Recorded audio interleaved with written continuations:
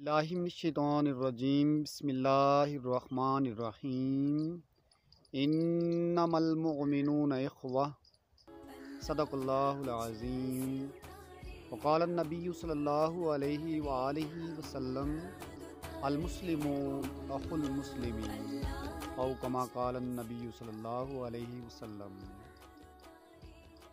السلام علیکم۔ اسلام T V کی وساطت سے آج ہم بات کریں گے امت مسلمہ کے اتحاد، ہم آہنگی اور یگانگت پر، اور اتحاد بین المسلمین کے راستے میں سب سے بڑی رکاوٹ پر۔ اس وقت دنیا میں 57 مسلم ممالک ہیں اور دنیا بھر میں مسلمانوں کی تعداد 1 ارب 80 کروڑ سے زائد ہے۔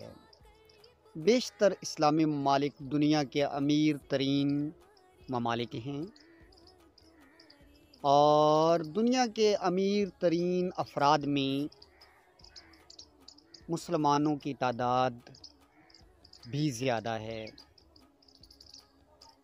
تقریباً تمام اسلامی ممالک اللہ رب العزت کی عطا کردہ نعمتوں سے مالا مال ہیں۔ مسلمانوں کے پاس اللہ کے آخری پیغمبر نبی رحمت حضرت محمد صلی اللہ علیہ وآلہ وسلم کا اسوہ حسنہ، اللہ رب العزت کی آخری کتاب قرآن مجید بھی موجود ہے۔ اس کے باوجود مسلمان دنیا بھر میں پستی اور پریشانی کا شکار ہیں۔ اس کی وجہ کیا ہے؟ میرے خیال میں اس کی سب سے بڑی وجہ اتحاد بین المسلمین کا فقدان ہے۔ اتحاد بین المسلمین کا مطلب کیا ہے؟ کہ مسلمان یکجان ہو کر رہیں، ہر قسم کے تنازعات سے، ہر قسم کی تمیزات سے، ہر قسم کی فرقہ واریت سے پاک ہو کر وہ متحد ہو جائیں۔ قرآن و حدیث ہمیں اتحاد کی دعوت دیتے ہیں۔ نبی رحمت صلی اللہ علیہ وآلہ وسلم کا اسوہ حسنہ ہمیں اتحاد کی دعوت دیتا ہے۔ اس کے باوجود ہم دیکھتے ہیں کہ موجودہ دور میں مسلمان تقریباً ہر جگہ پر ذلت و خواری اور رسوائی کا سامنا کر رہے ہیں۔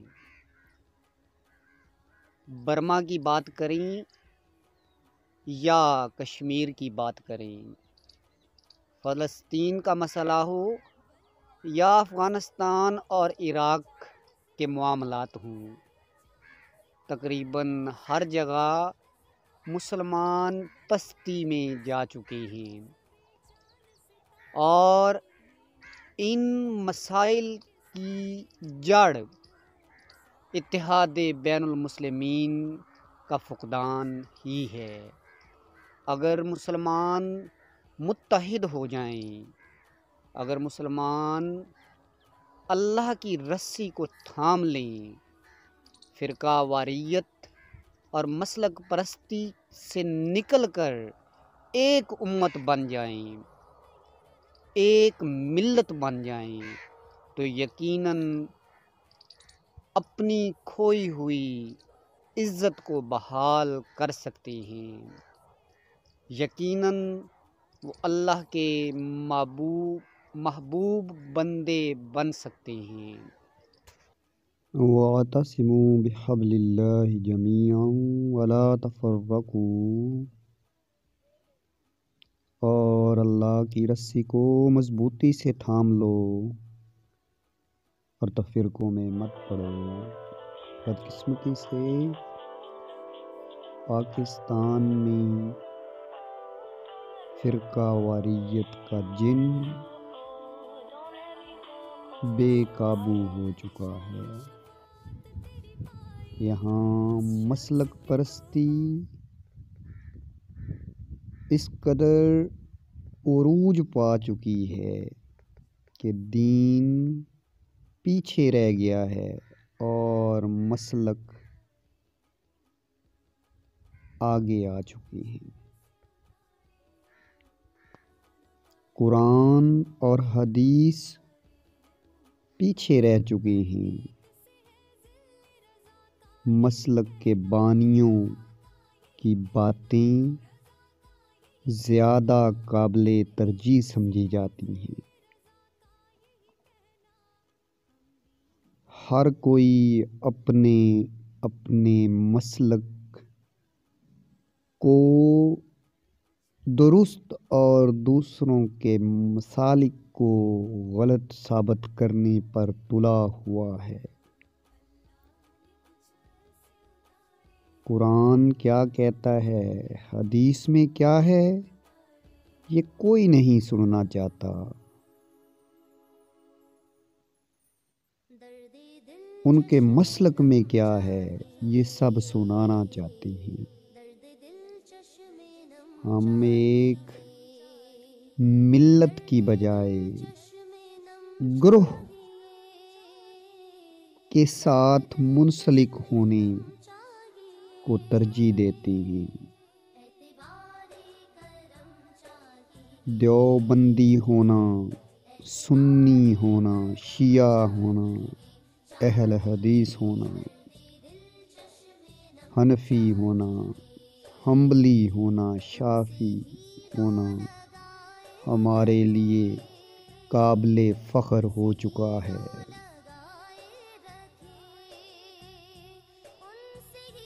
مسلمان ہونا ہمارے لیے قابل فخر نہیں رہا۔ جب یہ حال ہو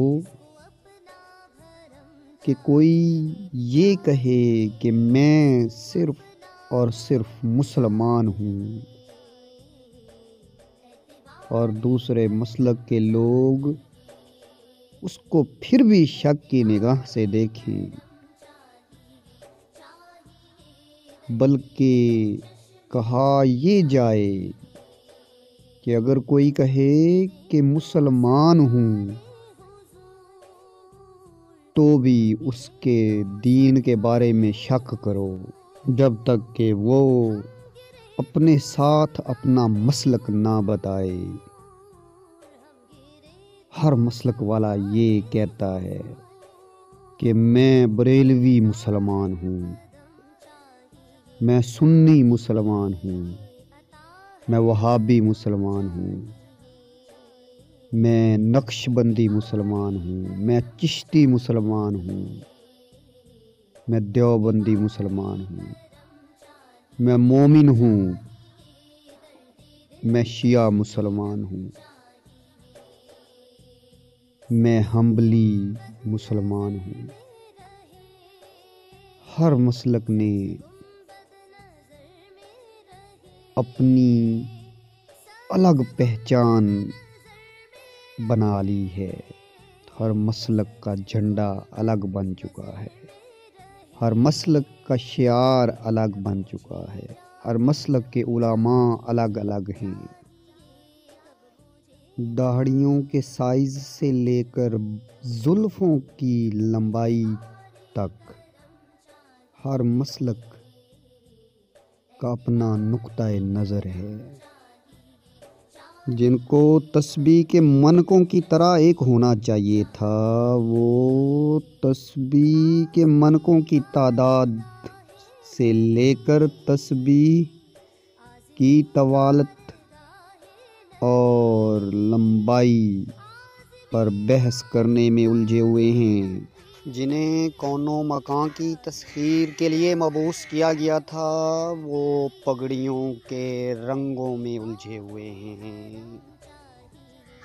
وہ اس بات پر بحث کرتے ہیں کہ پینٹ شرٹ پہننا، ٹائی لگانا حلال ہے یا حرام ہے، مسواک کا سائز کیا ہونا چاہیے، کرتوں کا سائز، کرتوں کی کٹائی کس طرح سے ہونی چاہیے، جنہیں ستاروں پر کمندیں ڈالنا تھیں اور جنہیں سورج کی شعاؤں کو مسخر کرنا تھا، وہ فرقہ واریت میں پڑھ کر پیٹ پرستی کے ہاتھوں مجبور ہو کر اپنی خواہشات اور تنازعات میں الجھ گئے۔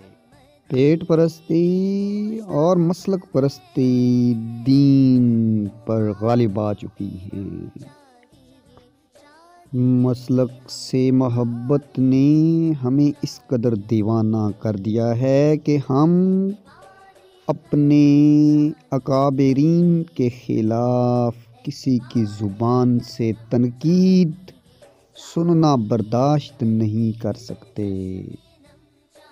ہم اپنے پیروں کے خلاف کوئی بات سننا وہ برداشت نہیں کر سکتے۔ ہم اپنے شعار کے خلاف کوئی بات سننا برداشت نہیں کر سکتے۔ ہم اپنی روایات اور مسلکی تعلیمات کے خلاف کوئی بات سننا برداشت نہیں کر سکتے۔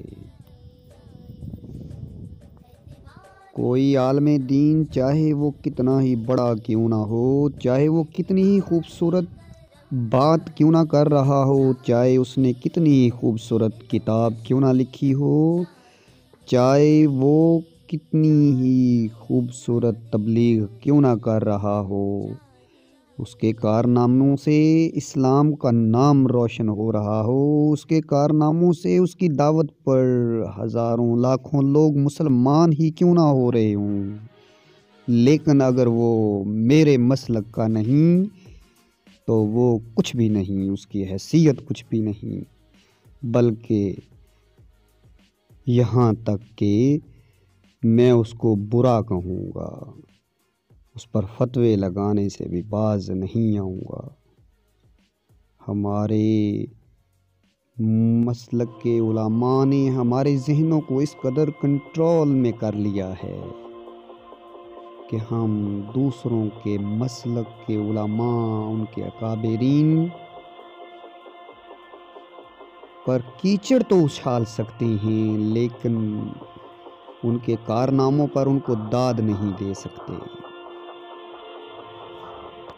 اور اس وقت امت کا یہی سب سے بڑا المیہ ہے۔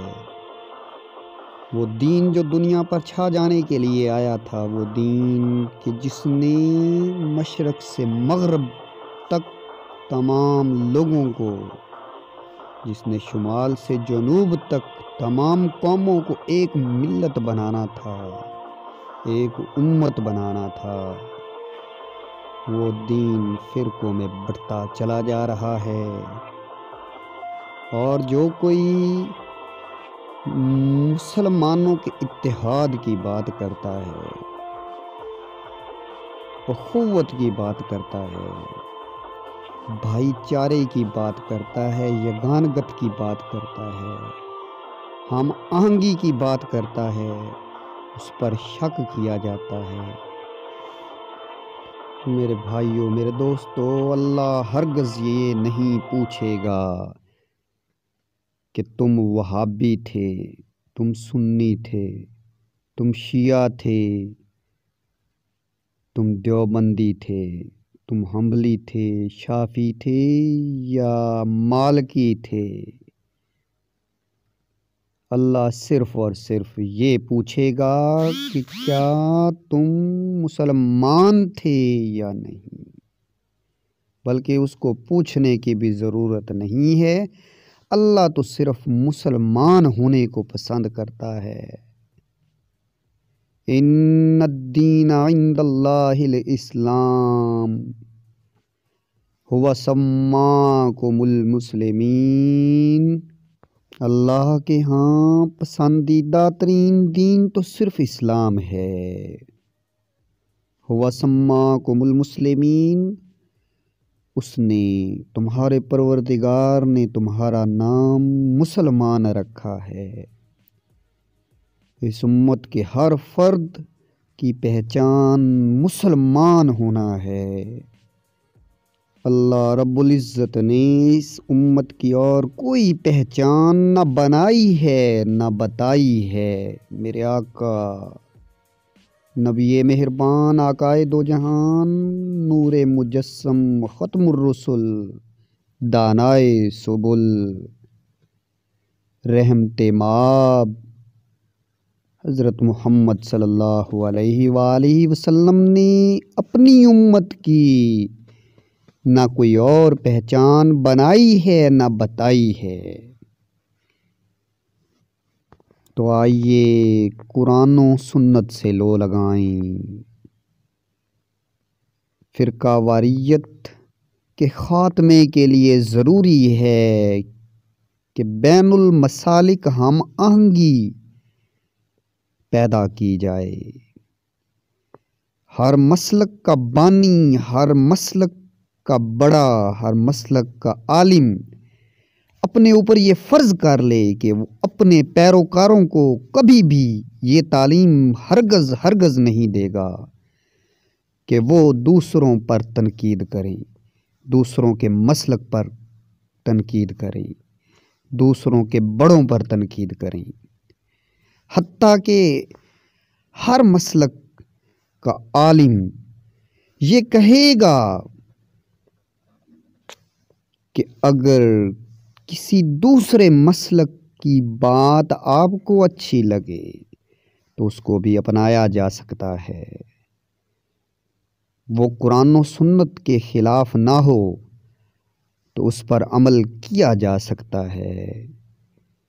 کسی دوسرے مفتی کا فتویٰ بھی قابل عمل ہو سکتا ہے، کسی دوسرے مسلک کے بڑے کی کتاب بھی پڑھی جا سکتی ہے، کسی دوسرے مسلک کے استاد سے تعلیم حاصل کی جا سکتی ہے۔ جب گورنمنٹ کالجز اور یونیورسٹیز میں ایک ہی پروفیسر سے سب پڑھ سکتے ہیں، میرا علماء سے یہ سوال ہے کہ اگر ڈی پی ایس کی ایک کلاس میں تمام مسالک کے بچے ایک ہی چھت تلے ایک ہی جیسا نصاب ایک ہی استاد سے ایک ہی جگہ پر بیٹھ کر پڑھ سکتی ہیں، تو اللہ کی مساجد میں منبر رسول کے سامنے تمام مسلمان متحد کیوں نہیں ہو سکتے؟ یا پھر مسلمان متحد ہونا چاہتے ہیں تو پھر وہ کون سی سازشی طاقتیں ہیں، وہ کون سے سازشی ذہن ہیں، وہ کون سے سازشی ہاتھ ہیں جو امت کو ایک ہونے نہیں دیتے، جو مسلمانوں کو متحد ہونے نہیں دیتے، جو ان کو ایک طاقت بننے سے روک رہے ہیں؟ ہم اکثر و بیشتر اسے دشمنوں کی سازش قرار دے دیتے ہیں، لیکن یہ دشمنوں کی سازش نہیں ہے، یہ ہمارے مسلکی رویے ہیں، یہ ہمارے مسلکی تعصبات ہیں جو اتحاد بین المسلمین کے راستے میں سب سے بڑی رکاوٹ بن چکے ہیں۔ ہم دوسرے مسلک کے لوگوں کے ساتھ بیٹھنا، ان کے ساتھ بات چیت کرنا، ان کی محفلوں میں جانا، ان کے علماء سے ملنا، ان کی مساجد میں جانا، ان کی بات سننا گوارا نہیں کرتے۔ ہر کوئی اتحاد بین المسلمین کی بات تو کرتا ہے، ہر مسلمان کی خواہش ہے کہ امت ایک ہو جائے، ملت یکجان بن جائے، لیکن مسلکی تعصبات سے کوئی بھی نہیں نکلنا چاہتا، مسلک پرستی کو کوئی بھی نہیں چھوڑنا چاہتا۔ جب تک ان مسلکی تعصبات کا خاتمہ نہیں کیا جائے گا، جب تک ہم ان مسلکوں میں الجھے رہیں گے، اتحاد بین المسلمین نہیں ہو سکتا۔ اور میرے خیال میں اتحاد بین المسلمین کے راستے میں سب سے بڑی رکاوٹ ہمارے مسلکی تنازعات ہیں۔ محترم سامعین، ثقافتی تنوع اور رنگا رنگی یہ ملت کا حسن ہے، لیکن فرقہ واریت اور مسلک پرستی یہ ملت کے لیے ناسور ہیں۔ ہمیں فی الفور اتحاد بین المسلمین کا راستہ اپنانا ہوگا۔ اگر آج مسلمان متحد نہیں ہوتے، اگر وہ اپنے مسلکی اختلافات میں پڑے رہتے ہیں، تو ملت کا شیرازہ بکھر سکتا ہے۔ حضرت علامہ محمد اقبال جو اتحاد بین المسلمین کے سب سے بڑے داعی تھے، وہ فرماتے ہیں بتان رنگ و خوں کو توڑ کر ملت میں گم ہو جا، بتان رنگ و خوں کو توڑ کر ملت میں گم ہو جا، نہ تورانی رہے باقی، نہ افغانی نہ ایرانی۔ اور آپ کہتے ہیں اپنی ملت کے ساتھ رابطہ استوار رکھ، پیوستہ رہ شجر سے امید بہار رکھ۔ اگر ہم اپنی ملت کے ساتھ جڑے رہیں گے، اگر ہم امت مسلمہ بن کر رہیں گے، تو پھر سے بہاریں لوٹنے کی امید رکھ سکتے ہیں۔ اور اگر ہم نے فرقہ واریت اور مسلک پرستی میں پڑھ کر امت کا شیرازہ اپنے ہاتھوں سے بکھیر دیا، تو کبھی اس چمن میں بہاریں لوٹ کر نہیں آئیں گی۔ اور حضرت علامہ محمد اقبال فرماتے ہیں جذب باہمی سے قائم نظام سارے، ہیں جذب باہمی سے قائم نظام سارے، پوشیدہ ہے یہ نقطہ تاروں کی زندگی میں۔ اور آپ کہتے ہیں فرد قائم ربط ملت سے ہے تنہا کچھ نہیں، فرد قائم ربط ملت سے ہے تنہا کچھ نہیں، موج ہے دریا میں بیرون دریا کچھ نہیں۔ آج امت مسلمہ کے تمام مسائل کا حل ان کی اجتماعیت اور اتحاد میں ہے۔ اگر وہ متحد نہیں ہوتے تو ان کی شریعت کو، ان کے دین کو خطرہ لاحق ہو سکتا ہے۔ اخوت اس کو کہتے ہیں چبھے کانٹا جو کابل میں، اخوت اس کو کہتے ہیں چبھے کانٹا جو کابل میں، تو ہندوستان کا ہر پیر و جواں بےتاب ہو جائے۔ اور اقبال فرماتے ہیں ہوس نے کر دیا ہے ٹکڑے ٹکڑے نوع انسان کو، ہوس نے کر دیا ہے ٹکڑے ٹکڑے نوع انسان کو، اخوت کا بیاں ہو جا محبت کی زباں ہو جا، یہ ہندی وہ خراسانی یہ افغانی وہ تورانی، یہ ہندی وہ خراسانی یہ افغانی وہ تورانی، تو اے شرمندہ ساحل اچھل کر بے کراں ہو جا، غبار آلودہ رنگ و نسل ہیں بالوں پر تیرے، غبار آلودہ رنگ و نسب ہیں بالوں پر تیرے، تو اے مرغے حرم اڑنے سے پہلے پر فشاں ہو جا۔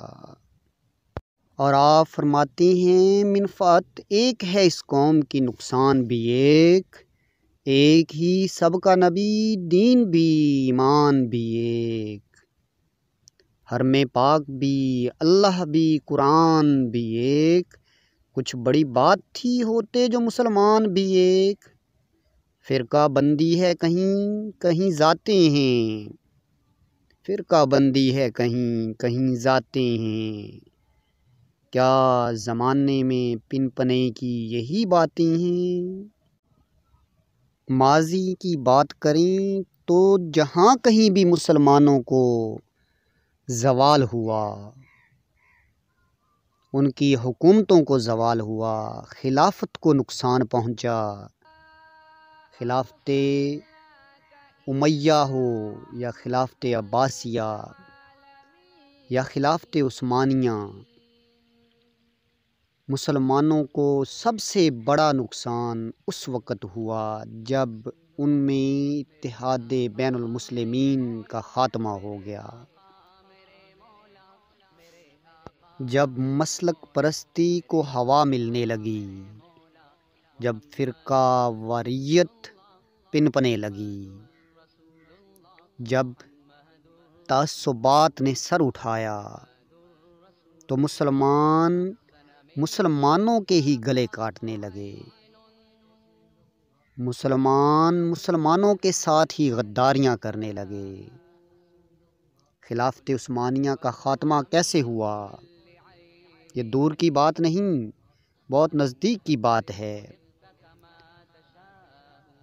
ہندوستان میں مسلمانوں کے غلبے کا خاتمہ کیسے ہوا؟ برطانوی سامراجیت نے ہر جگہ پر مسلمانوں کی حکومتوں کا خاتمہ کیسے کیا؟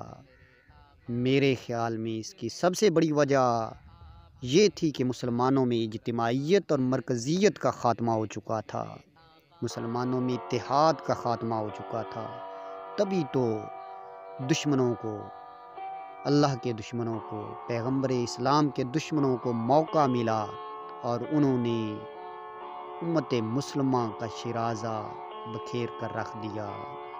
تبھی تو اقبال نے بڑے درد دل کے ساتھ کہا تھا، جواب شکوہ میں آپ نے لکھا، یوں تو سید بھی ہو، مرزا بھی ہو، افغاں بھی ہو، یوں تو سید بھی ہو، مرزا بھی ہو، افغاں بھی ہو، تم سبھی کچھ ہو، بتاؤ تو مسلمان بھی ہو۔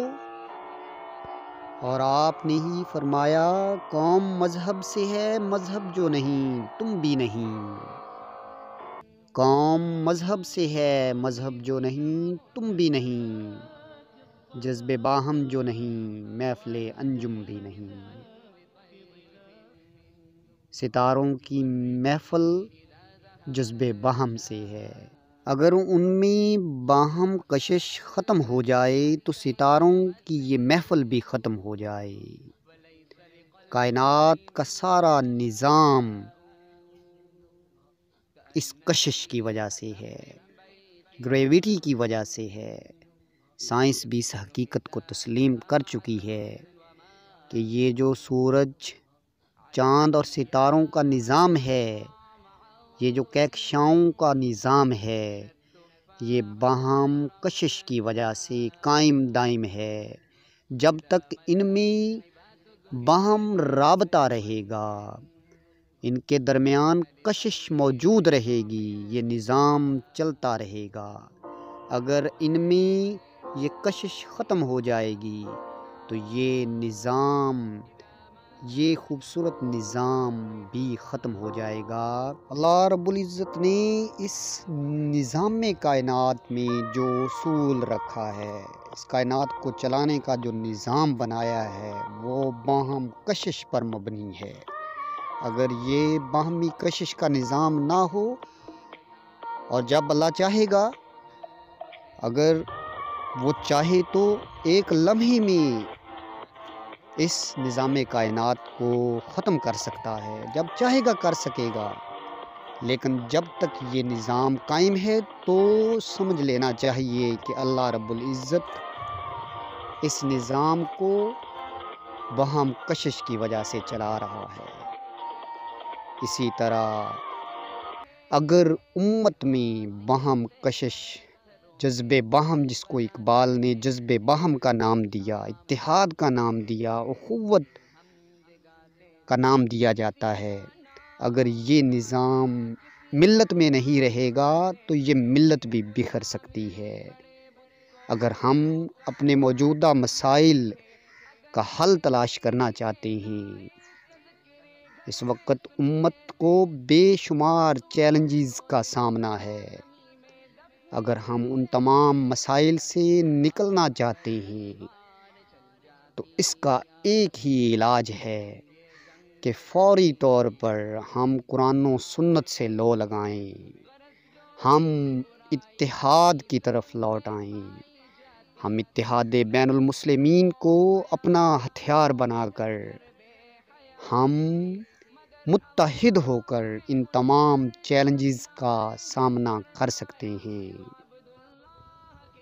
اگر ننھی منھی سی چیونٹیاں متحد ہو کر ناگ کو ختم کر سکتی ہیں اور اپنے گھر کی حفاظت کر سکتی ہیں،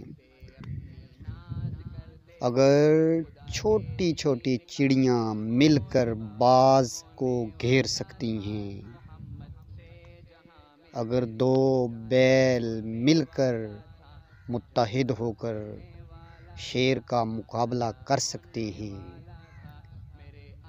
تو یہ امت متحد ہو کر ہر قسم کے چیلنجز سے نمٹ سکتی ہے۔ یہ ملت ایک جماعت کی طرح ہے، اور نبی رحمت صلی اللہ علیہ وآلہ وسلم کی ایک حدیث مبارکہ کا مفہوم کچھ اس طرح سے ہے کہ بھیڑیا ہمیشہ اس بھیڑ کو اٹھا کر لے جاتا ہے، اس بھیڑ پر حملہ کرتا ہے جو گلے سے الگ ہو جاتی ہے۔ امت مسلمہ نے باہمی فرقہ واریت اور اختلافات سے بہت سے نقصانات اٹھائے ہیں۔ اب ملت کے اکابرین کو، ملت کے بڑوں کو سر جوڑنے کی ضرورت ہے، ملت کے مسائل کو حل کرنے کے لیے متحد ہونے کی ضرورت ہے۔ اس وقت ملت کے دشمن بھوکے بھیڑیوں کی طرح ملت اسلامیہ پر جھپٹنے کے لیے تیار ہیں۔ یہودی دنیا پر قبضہ کرنے کے خواب دیکھ رہے ہیں، یہودی حرمین شریفین میں داخل ہونے کے خواب دیکھ رہے ہیں، ہندو اپنے نظریے کو مضبوط کرنے پر تلے ہوئے ہیں، سکھ اور عیسائی اپنے اپنے نظریات کو تقویت دینے پر تلے ہوئے ہیں۔ بوسنیا میں مسلمانوں کی نسل کشی کی گئی، برما میانمار میں مسلمانوں پر ظلم و ستم کے پہاڑ توڑے گئے، سنکیانگ کے مسلمانوں کو عبادت گاہوں میں، مساجد میں داخل ہونے سے روکا گیا، ان پر سخت اور کڑی پابندیاں عائد کی گئیں۔ دہشت گردی کے خلاف عالمی جنگ میں مسلمانوں کو شدید نقصان پہنچایا گیا، مسلمانوں کی معیشتیں، ان کی حکومتیں زوال پذیر ہوئیں، اور ان تمام مسائل کی وجہ صرف اور صرف ایک ہی ہے کہ اتحاد بین المسلمین ختم ہو چکا ہے۔ اگر مسلمانوں میں اتحاد ہوتا تو کبھی بھی یہ بھوکے بھیڑیے مسلمانوں کو ذرا برابر نقصان نہ پہنچا سکتے۔ اسی لیے حضرت قائد اعظم محمد علی جناح رحمۃ اللہ علیہ نے فرمایا تھا کہ وہ کون سی چٹان ہے، وہ کون سا لنگر ہے جس کے ساتھ امت کی کشتی کو مضبوطی سے باندھا جا سکتا ہے، اس کے ساتھ جوڑا جا سکتا ہے۔ اور آپ نے ہی اس کا جواب خود دیا تھا کہ وہ چٹان اور وہ لنگر اسلام ہے۔ اور علامہ محمد اقبال رحمۃ اللہ علیہ نے فرمایا، ایک ہوں مسلم حرم کی پاسبانی کے لیے، ایک ہوں مسلم حرم کی پاسبانی کے لیے، نیل کے ساحل سے لے کر تاب خاک کاشغر۔ میں اپنی علماء کرام سے ہاتھ جوڑ کر اپیل کرتا ہوں کہ وہ مسلک کو پروان چڑھانے کی بجائے دین اسلام کو تقویت بخشیں۔ وہ مسلکی اختلافات کو پس پشت ڈال کر اتحاد بین المسلمین کی بات کریں۔ وہ باہمی تنازعات میں پڑنے کی بجائے باہمی تعاون کو فروغ دیں، یگانگت اور اخوت کو فروغ دیں، بین المسالک ہم آہنگی کو فروغ دیں۔ وہ مسلک کی بنیاد پر ایک دوسرے پر تنقید نہ کریں، اپنی مسجدوں پر، اپنے مدرسوں پر اپنے مسالک کے نام نہ لکھیں۔ وہ ہر مسلمان کے لیے اپنے اداروں اور اپنے دلوں کے دروازے کھول دیں۔ وہ تمام مسلمانوں کو اچھا سمجھیں، وہ تمام مسلمانوں کو بھائی چارے کا درس دیں۔ ہر لمحہ ان کی زبان پر اتحاد، اتحاد اور اتحاد کا موضوع ہونا چاہیے۔ ہم جتنا زور مسلمانوں کو منتشر کرنے میں لگا رہے ہیں، اگر ہم اس سے آدھا زور مسلمانوں کو متحد کرنے میں لگا دیں تو یقین کریں یہ امت ایک ہو جائے گی، یہ قرآن و سنت پر اکٹھی ہو جائے گی۔ کوئی مسلمان رفع یدین کے ساتھ نماز پڑھتا ہے اور اگر کوئی نہیں پڑھتا تو کوئی بات نہیں۔ اگر کسی نے شلوار ٹخنوں سے اوپر کی ہوئی ہے اور کسی نے ٹخنوں سے نیچے چھوڑی ہوئی ہے، اگر کسی نے پینٹ شرٹ پہن رکھی ہے اور اگر کسی نے کرتا قمیص پہن رکھا ہے، اگر کسی نے سبز رنگ کا امامہ باندھ رکھا ہے اور اگر کسی نے پیلے رنگ کا امامہ باندھ رکھا ہے، اگر کسی کے تسبیح کے دانوں میں کم منکیں ہیں اور کسی کی تسبیح کے دانوں کی تعداد زیادہ ہے، کسی کا مسواک چھوٹا ہے یا بڑا ہے، ان تمام قسم کے چھوٹے چھوٹے تنازعات سے نکل کر مسلمانوں کو متحد کرنے کی کوشش کریں۔ سب مسلمان ہیں، سب اللہ کے پسندیدہ محبوب کی پسندیدہ امت کے پیروکار ہیں، اور یقین کریں انشاءاللہ ہر مسلمان جنت کا حقدار ہے۔ لیکن اگر کوئی ملت میں تنازعات کھڑے کرتا ہے، اگر کوئی ملت میں فرقہ واریت کو فروغ دیتا ہے، مسلک پرستی کی بات کرتا ہے، اپنے مسلک کو پروموٹ کرتا ہے، مسلک کی بنیاد پر لوگوں کو دوسرے مسالک کے خلاف بھڑکاتا ہے، اکساتا ہے، مسلک کی بنیاد پر دوسرے مسالک کے لوگوں کو برا سمجھتا ہے، ان کو کافر قرار دیتا ہے، ان کے خلاف فتوے جاری کرتا ہے، تو ایسا عالم دین، ایسا مولوی وہ اللہ کی نظروں میں پسندیدہ نہیں ہے، وہ اللہ کے محبوب حضرت محمد صلی اللہ علیہ وآلہ وسلم کی نظروں میں پسندیدہ نہیں ہے، جس نے اس کی امت میں اختلاف پیدا کیا، جس نے اس کے نام پر اس کی امت کو تقسیم کرنے کی کوشش کی۔ وہ پیارے آقا حضرت محمد صلی اللہ علیہ وآلہ وسلم کا پسندیدہ کیسے ہو سکتا ہے، جس نے مسلک کو تقویت دی، جو اپنی محفلوں میں، اپنی مساجد میں، منبر رسول پر بیٹھ کر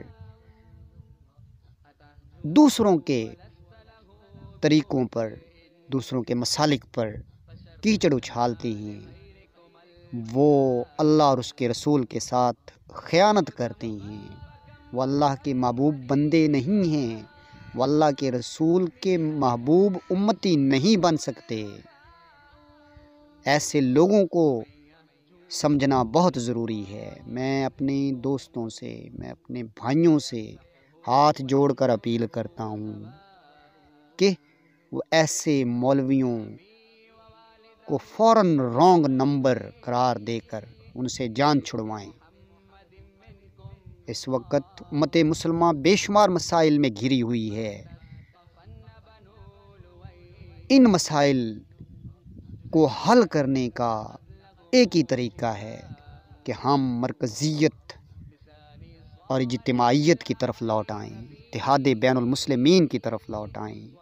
ہم کشمیریوں کو ان کے حقوق دلوانا چاہتے ہیں، اگر ہم کشمیریوں کو آزاد کروانا چاہتے ہیں، کشمیر سے ہندوانہ غاصبانہ قبضہ ختم کروانا چاہتے ہیں، اگر ہم چاہتے ہیں کہ ہمارے فلسطینی بھائی وہ آزاد ہوں، یہودیوں کا تسلط ختم ہو جائے، اگر ہم چاہتے ہیں کہ بیت المقدس مسلمانوں کا ہو جائے، اگر ہم برما کے مسلمانوں کو ان کے حقوق دلوانا چاہتے ہیں، ہم سری لنکا میں مسلمانوں پر ہونے والے ظلم و ستم ختم کروانا چاہتے ہیں، ہم افغانستان اور عراق میں ایک مضبوط معاشرے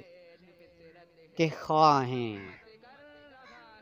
تو اس کا ایک ہی حل ہے کہ تمام مسلمان متحد ہو جائیں۔ 57 اسلامی ممالک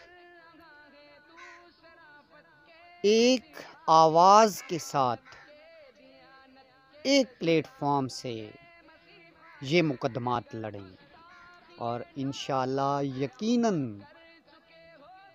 ہر قسم کے مسلمانوں کے ہر قسم کے مسائل حل ہو سکتے ہیں، امت مسلمہ اپنا کھویا ہوا مقام حاصل کر سکتی ہے، اسلام اوج کمال پر پہنچ سکتا ہے، اور انشاءاللہ یہ وقت آئے گا، اور اس وقت کو آنا ہی ہے۔ امت کی خاطر حضرت محمد صلی اللہ علیہ وآلہ وسلم کے نام پر، اللہ کے نام پر، قرآن و سنت کے نام پر تمام مسلمانوں کو متحد ہونا ہی ہے۔ کل نہیں، پرسوں نہیں، آج ہی سے ہم تہیہ کریں کہ ہم مسلکی اختلافات سے بچیں گے، ہم مسلک کو تقویت پہنچانے کی بجائے امت کو تقویت پہنچائیں گے، ہم آپس کے باہمی اختلافات کو نظر انداز کرتے ہوئے صرف اور صرف دین کا مفاد مد نظر رکھیں گے۔ انشاءاللہ یہ ملت بیدار ہوگی، انشاءاللہ اسلام کا سورج دنیا بھر میں چمکے گا۔